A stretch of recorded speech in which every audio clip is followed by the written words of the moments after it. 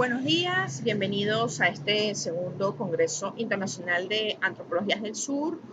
en nombre del Centro de Investigaciones Económicas y Sociales. Muy agradecida por la convocatoria realizada y como miembro del talento humano de la Universidad Nacional Experimental de los Llanos Ezequiel Zamora, bajo la dirección del Sistema de Creación Intelectual. Mi nombre es Judith Torrealba, soy abogada, soy pedagogo, doctora en Ciencias del Derecho, doctorante en Ciencias de la Educación, postdoctora en Filosofía de la Ciencia. Y el día de hoy quisiera tratar un tema bastante importante en el ámbito de las líneas de investigación que se quieren reflejar en este segundo Congreso Internacional de Antropologías del Sur, sobre la incidencia de la antropología en la sexodiversidad venezolana. Como pueden observar en la gráfica, quise traer a colación vincular un mapa de Venezuela conjuntamente con la evolución que ha tenido el hombre biológicamente, históricamente y sociológicamente. Y quiero hacer énfasis en que mi ponencia se base sobre este impacto que ha ido teniendo en la sociedad venezolana la sexodiversidad y cómo la misma ha sido hasta los momentos abordada. Debe reseñarse que la evolución de la sexodiversidad en Venezuela ha tenido manifestaciones bastante importantes, sobre todo producto de los años 70 y 80, cuando la misma inicia en el contexto de lo que se conoce a nivel sociológico como el ambiente. Lamentablemente la sexodiversidad nace producto de tomar el ambiente, de tomar las relaciones sin lugar a dudas, sin responsabilidad, la promiscuidad, hecho generador no solo en Venezuela, en el mundo entero, que se quiso estigmatizar en sus inicios el rol de la sexodiversidad. Sucesos como Stonewall en el año 69 y en sucesivo, todo este movimiento que arduamente se ha visto a lo largo de los años también afectó en Venezuela o también tuvo incidencia. Pero realmente la evolución en la sociedad venezolana sobre el tema de la sexodiversidad y sobre ese etiquetamiento que ha existido eminentemente se ha basado en tener una evolución en aspectos netamente legales. ¿Por qué netamente legales? Porque la Constitución de 1999 nos establece un artículo 21 que nos habla sobre el libre desarrollo de la personalidad, donde se habla que se acabe la discriminación. El 77 nos habla sobre el matrimonio y las uniones estables de hecho, estableciendo una gran limitante a la luz de lo que nos dice el 144 del Código Civil de reforma de 1982, donde nos habla que el matrimonio y las uniones estables de hecho solamente van a ser posibles entre un hombre y una mujer, aspecto que limita de sobremanera lo que nos dice el 21. Y por último, y no menos importante, encontramos el artículo 335 de la Constitución, que nos habla que la Sala Constitucional va a ser el máximo y último intérprete de la Constitución, pero que a su vez, al ser el máximo y último intérprete de la Constitución, puede ir adaptando la misma a los nuevos cambios y a las nuevas realidades sociales que se presentan en el contexto. Producto de este artículo 335, encontramos tres sentencias bastante importantes. La sentencia 190 del año 2008, caso unión afirmativa, en el cual se hace una interpretación del artículo 77 y se establece que, lógicamente, aunque es declarada sin lugar, nos abre por medio de voto salvado en la magistrada Carmen Zuleta de Merchán, nos abre un esquema y un campo en señalar de que las uniones entre personas del mismo sexo deben de tener un reconocimiento y que tienen que buscar adaptarse la sociedad y las normas a los nuevos retos que nos va presentando el contexto actual. Bajo este esquema podemos señalar de que es muy notorio en esta sentencia y en lo que era el marco normativo venezolano previo a la misma, el hecho de que vivimos en una sociedad heteronormativa donde las normas en materia de familia, en materia de identidad, en el desarrollo de la persona, están enmarcadas en la heterosexualidad y en un aspecto conservador, que no toma en cuenta otros aspectos u otras situaciones que pueden generar a la existencia de la sexodiversidad y que pues el día de hoy, un poco más adelante, iremos estudiando pues en contexto a qué variante se refiere.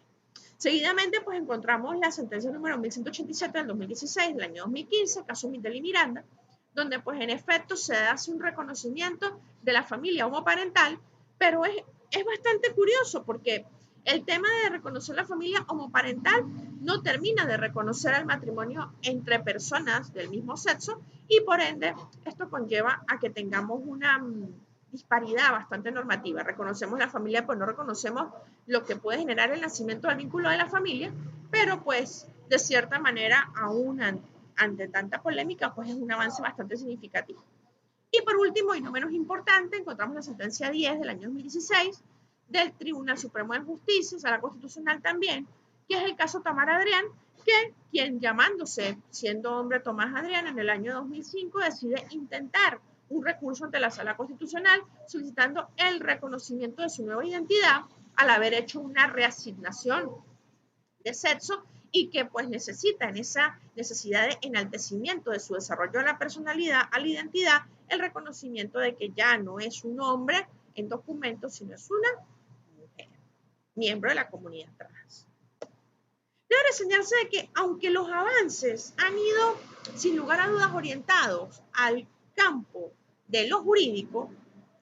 aún existe en Venezuela ciertas situaciones, sobre todo en personas que oscilan en edades comprendidas de 30 años en adelante, por mencionar. Es decir, estamos hablando del adulto contemporáneo, sobre que no existe un total reconocimiento de qué significa sociedad o comunidad sexodiversa o lo que corresponde bajo sus siglas LGBTI, LGBTIQ, LGBTIQA o, para resumirlo en términos más sencillos, LGBTIQ+. Tenemos que establecer que la L significa lesbiana, que son mujeres que sienten atracción por otras mujeres.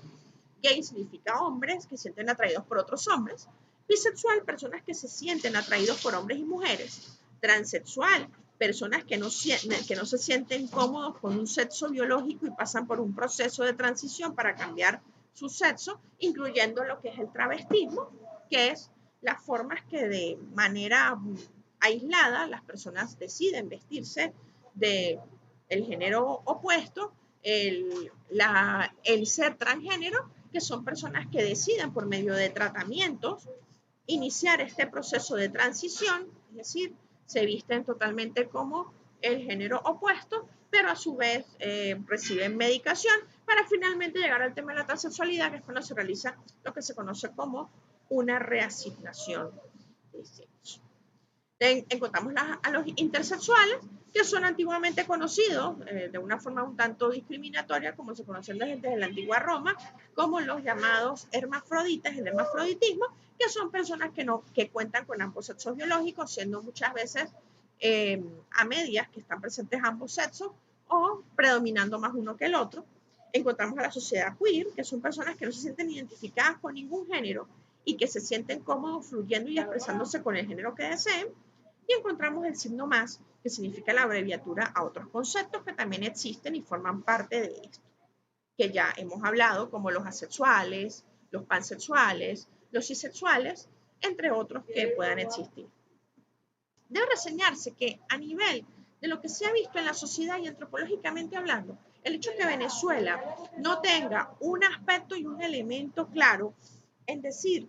que tenemos una normativa, que tenemos una plena aceptación, ha llevado a que Venezuela, aún teniendo niveles muy empíricos de tolerancia, encontramos altos índices de suicidio, encontramos temas de discriminación, sobre todo en el modo de expresarse muchas veces las relaciones entre personas del mismo sexo, o en un caso dado, en el tema de lo que tiene que ver con la parte discriminatoria, sobre todo en la comunidad trans,